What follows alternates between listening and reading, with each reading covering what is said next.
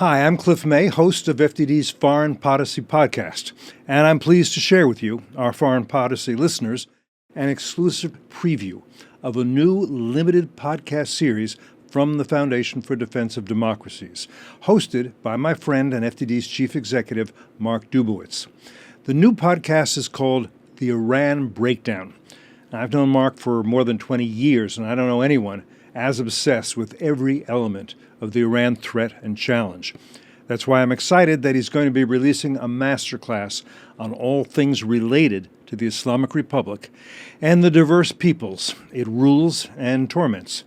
The Iran Breakdown will launch with the first 3 episodes dropping on Wednesday, March 19th, just in time for Nowruz, the Persian New Year. In today's sneak peek of the Iran Breakdown, Mark sits down with FDD's Rich Goldberg to discuss the Islamic Republic of Iran's race for the nuclear bomb. Rich explains how U.S. policy can effectively halt Tehran's nuclear ambitions, but he says time is running out. The Iran Breakdown series is going to feature conversations with some of the most important names in Mark's Rolodex who are tackling Iran issues. You won't want to miss out, so go subscribe now at the link in this episode's show notes or wherever you get your podcasts. Again, I'm Cliff May, and I hope you enjoy and learn from this exclusive preview of the Iran Breakdown. Welcome to the Iran Breakdown, a new FDD podcast series where we'll dissect Iran's regime, its dangerous policies, its complicated history, the courageous efforts of its people to demand freedom. I'm your host, Mark Dubowitz, and I'm here to guide you through one of the most critical geopolitical and human rights challenges facing the world today. The Islamic Republic of Iran has been a central player in global headlines for decades. Its pursuit of nuclear weapons, funding of terror groups like Hezbollah, Hamas, the Houthis, and others, suppression of its own people, and its growing alliances with global power states like China, Russia, North Korea. But beneath the headlines lies a deeper story of a regime that is losing legitimacy, a restless population hungry for freedom, and a global community with many conflicting ideas about how to respond. And that's what we'll cover with the Iran Breakdown. Over the course of 10 episodes, I'll bring some of the best minds I know to explore the key dynamics shaping Iran.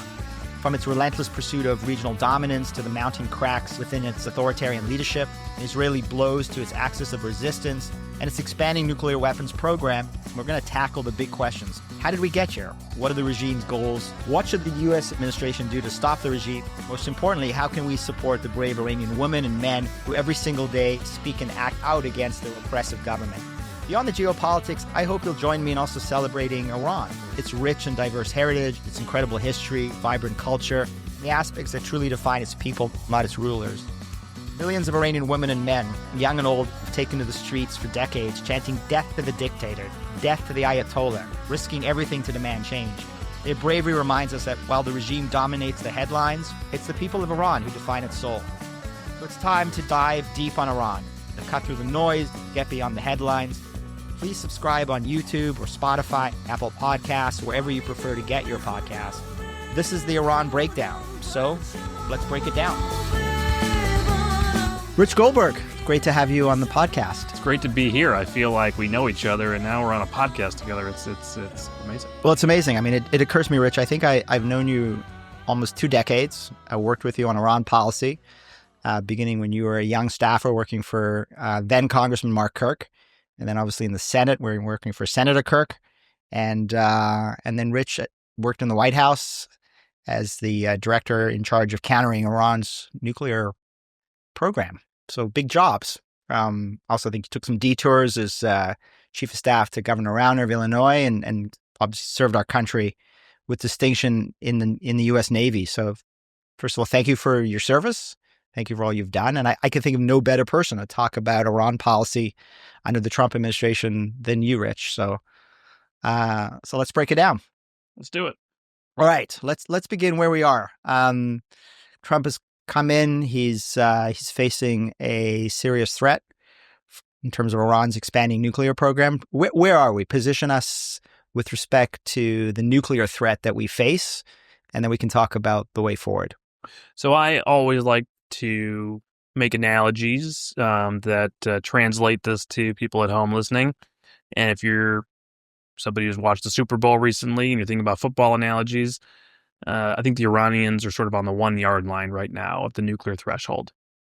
Remember the three key legs of the nuclear stool for the Iranian nuclear weapons program. You know this, Mark. They need fissile material, right? So they need the nuclear material that we always hear about in the news. They're enriching uranium. They're at 60% high enriched uranium. They were caught at 84% high enriched uranium once by international inspectors. They obviously are producing also 20% high enriched uranium. They're producing low enriched uranium. We know that weapons grade uranium threshold is 90%. They're there. They're not actually producing it. Just to clarify, they've come really close to it and been caught there in the 80s. But understanding that with all the advanced centrifuge technology that they have developed and deployed over the last 4 years, they have reconfigured those centrifuges, put them into what we call cascades, and designed their ability to produce weapons-grade uranium when they choose to do so. That's my view. I think they've proven to us the technical capacity. And if you look at some of the estimates that are out there of how long it would take them to take their current stockpiles of 60%, 20%, and move to that 90% to have enough fissile material for one bomb's worth, we're talking about a long holiday weekend. And then you add on days and weeks after that to get 2 bombs worth, 3 bombs worth, 4 bombs worth, and so on. And so from the fissile material threat, it's sort of in the rearview mirror. There was a time in which we would say, oh, they just have this much stockpile. They don't really know how to get to weapons grade. They're still working on it. They're still doing R&D on advanced centrifuges.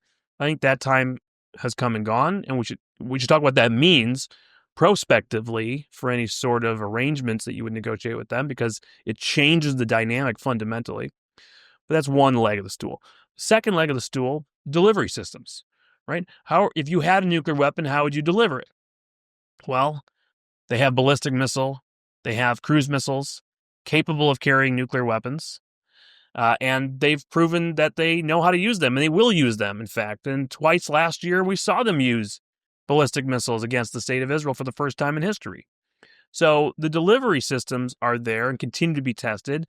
And by the way, we know that they have a space launch vehicle program that's a cover for an ICBM program, Intercontinental Ballistic Missile Program. They're working on the delivery system not just to hit Israel or Europe, they want to hit the continental United States. The Defense Department, our intelligence community has been telling us that for years, and they continue working towards that goal. So the material, they are already there. Delivery system, certainly against Israel, against Europe is there, soon to be potentially against the United States. And then the last question is the weapon itself, right?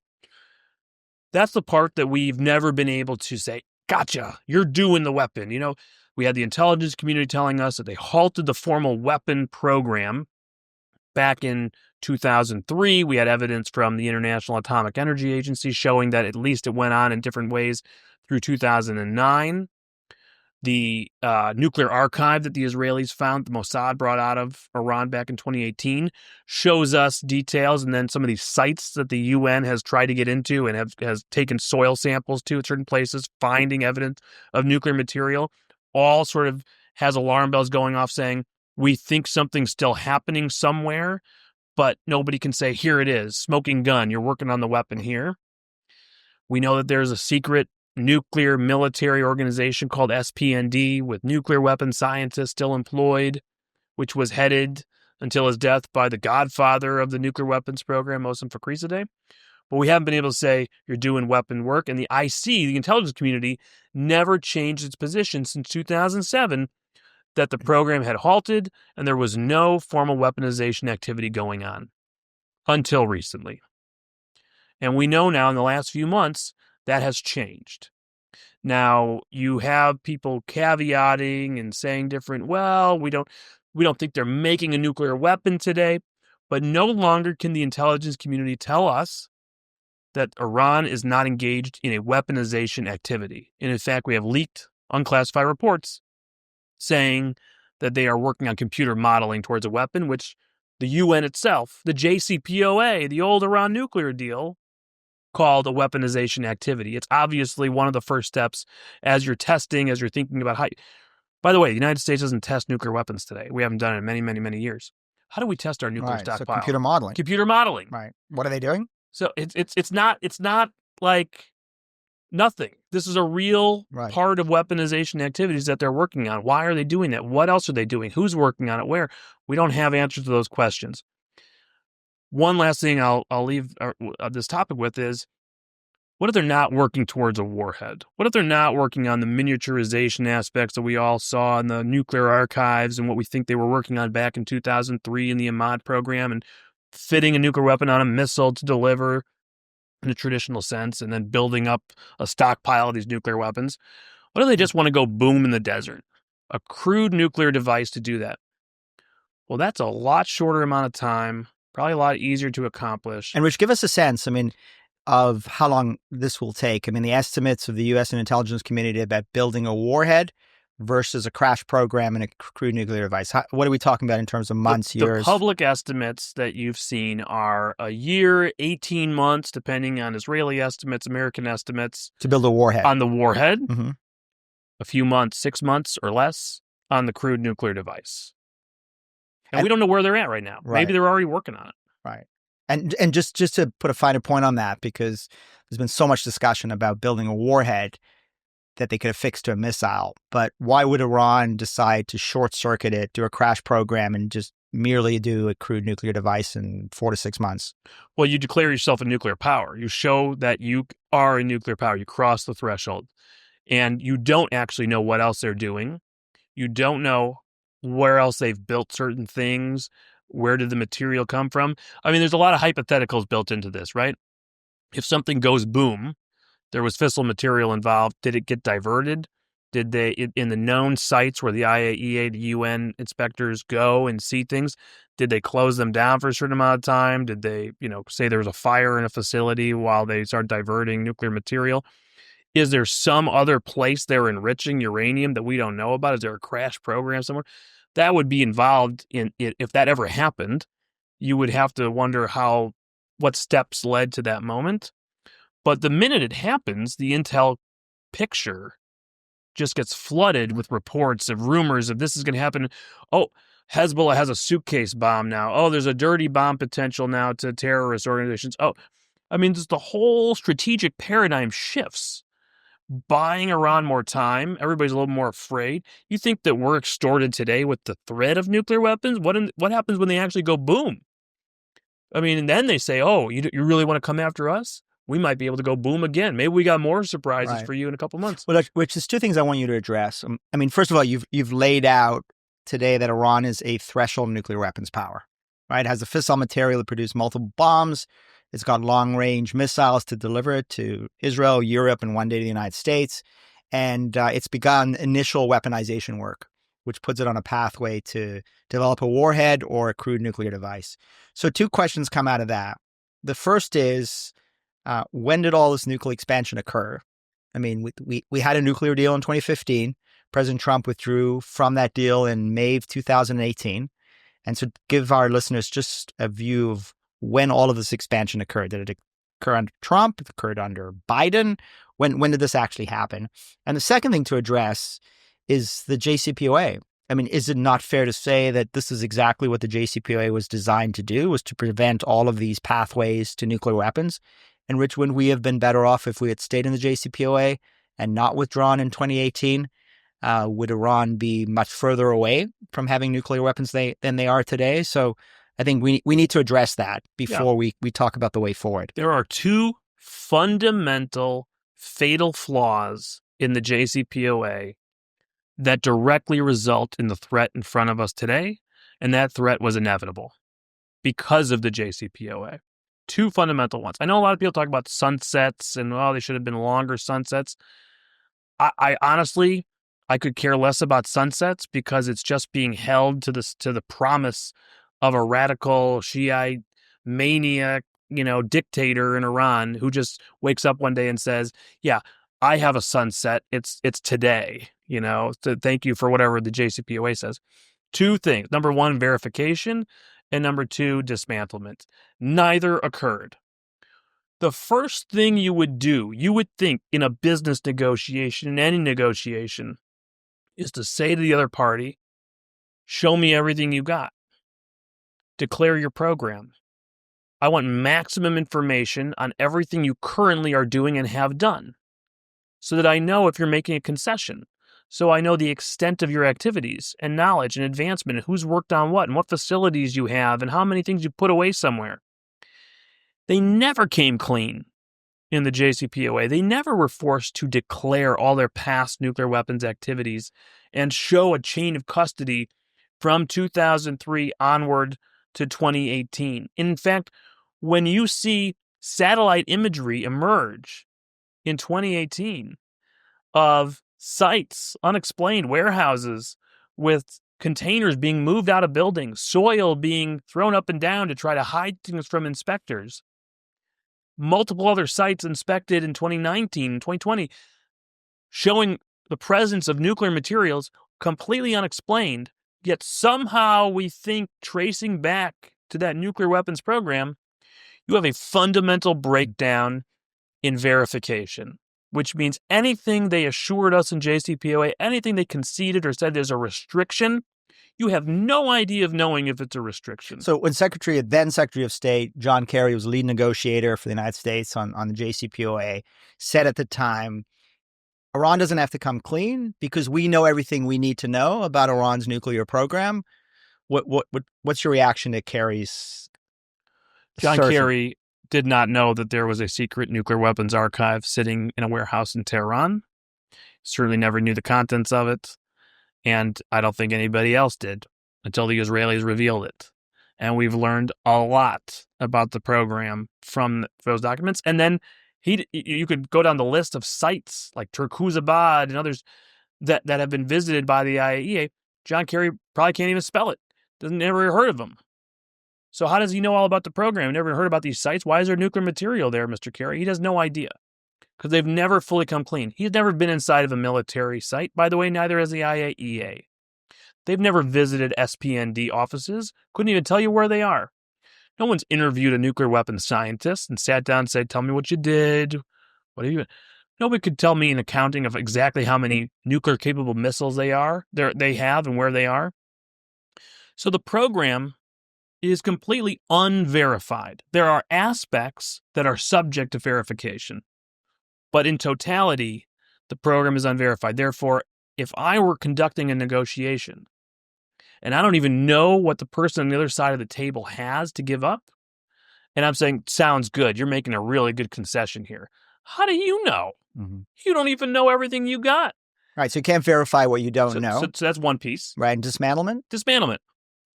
The minute we decided that we were just going to take Iran's promise to not do certain things for now, for the moment, or for 10 years, or for 15 years, I don't care how long they promise for. If you allow them to keep R&D on centrifuges, if you allow them to keep facilities open, they will just wait around for that moment where they turn a key and they whip it back out, and then they deploy more advanced centrifuges, and then they figure out, and then they can just enrich uranium. So that's exactly what's happened. The only piece of the JCPOA where you had like a sort of dismantlement was at the Iraq heavy water reactor, which dealt with the plutonium threat, the plutonium pathway to a bomb.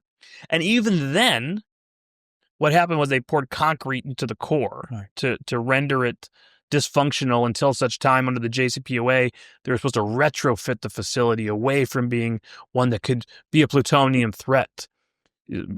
Somebody can explain that one to you, but there's all these architectural models of how you're going to work it so it can't actually be used to be a plutonium threat in the future. Never happened during JCPOA, never moved forward. They always had delays. And they announced after we got out of JCPOA and during the Trump administration that they had hidden from inspectors pipes that are needed to rebuild the core and could do so at a moment's notice if they wanted to. So they had no intention of abandoning that facility. We didn't destroy the facility. It was just we poured concrete into some pipes, into the core, which apparently they could just rebuild. The key enrichment facilities that we know about. We're talking about Natanz, Fordo. They weren't dismantled. They weren't destroyed. They were like retrofitted. In certain cases, we actually legitimized enrichment to continue, like at Natanz. And in Fordo, we said, yeah, you can keep this massive under a mountain facility that is completely dangerous and could one day be a nuclear weapons threat to us. Yeah, you can keep it open and not destroy it. And We'll have the Russians come in and do radioisotope research in there, and it'll be wonderful. What a great use for this nuclear weapons facility. I mean, are you insane? So no dismantlement, no verification. So what happens? And by the way, Rich, I mean, I wanted you to talk a little bit about this because the deal was reached in 2015, right? A number of restrictions that were temporary, that would sunset. We're now in 2025. And talk a little bit about where we would have been had we stayed in the JCPOA and where we were heading in the next 5 years. And if you could also talk about the other side of the deal, because a lot of folks focus on nuclear physics, but they forget about the economic sanctions relief side of the deal and the tens and hundreds of billions of dollars that Iran would otherwise have gotten as part of the deal. Yeah, so if you go from 2015 to 2030, let's use like this 15-year time frame, you're going through a process where Iran gets everything. They get massive sanctions relief. All of the tools of economic pressure get put into a lockbox under the deal.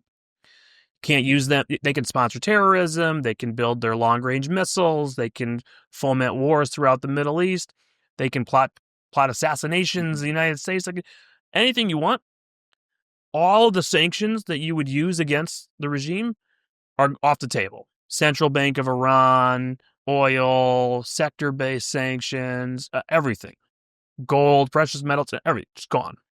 Okay, so now you've handcuffed the United States with sanctions pressure across non-nuclear threats, by the way, in addition to the nuclear threat, in exchange for what? Well, in 2020, they get more, by the way. Oh, that's right. It's not in exchange for what? We give them more in 2020. The UN arms embargo, conventional arms embargo, will go away. Now they can... Right, and it went away. Yeah, it went away. Yeah. Oh, and then a couple years later, 2023, yeah, a missile embargo will go away too. Yeah, and it went away. And it went away. Yeah. Oh, and by the way, guess what they waited for until that missile embargo went away? Transferring ballistic missiles, transferring drones to Russia, right? After the arms embargo went away, drones went to Russia. After the missile embargo went away, ballistic missiles went to Russia. Totally predictable. So wait a second. So what are we getting out of this again? Okay, so they've refrained from enriching uranium above a certain amount, above a certain stockpile at one facility, while the other one's still open as well, doing weird scientific R&D or something on radioisotopes, supposedly. The Iraq reactor has been temporarily disabled for a certain amount of time until they would choose to rebuild it, which is a good thing. But all of a sudden, 2024 comes around, 2025 comes around. Their work on advanced centrifuges is legalized. They can start deploying more and more of these advanced centrifuges and figuring out how to make weapons-grade uranium the way that they did over the last 4 years. And then as you get to 2030, basically everything's legitimate. They've figured out how to make the weapons-grade uranium using the sunsets for advanced centrifuges. Now they can. You're actually allowed under the deal in year 15 to make weapons-grade uranium. The one thing they can't do is make a nuclear weapon. But by the way, over that 15-year period, I mean, what is that, $1.5 trillion? I mean, how much money have they reaped into their coffers? Yeah, I mean, I think our colleagues at FTD had estimated certainly over $1 trillion in sanctions relief to fortify the economy, have a massive slash fund to finance their proxies. So basically, just by being patient, taking patient pathways to nuclear weapons, they get a massive economic windfall, and you end up in 2030, essentially where we are today, except for the fact that today, the economy's on its knees, the rial is collapsed, has lost like 99.99% of its value since the revolution. And what does Yemen look like in 2030 under that deal? What does Syria look like? What does Iraq look like? What does Gaza look like? What are all these places? Totally entrenched. The region is owned by Iran that's very wealthy. The missile program has advanced, unfettered, can't do anything about it. They probably have ICBMs at that point, and they know how to make weapons-grade uranium.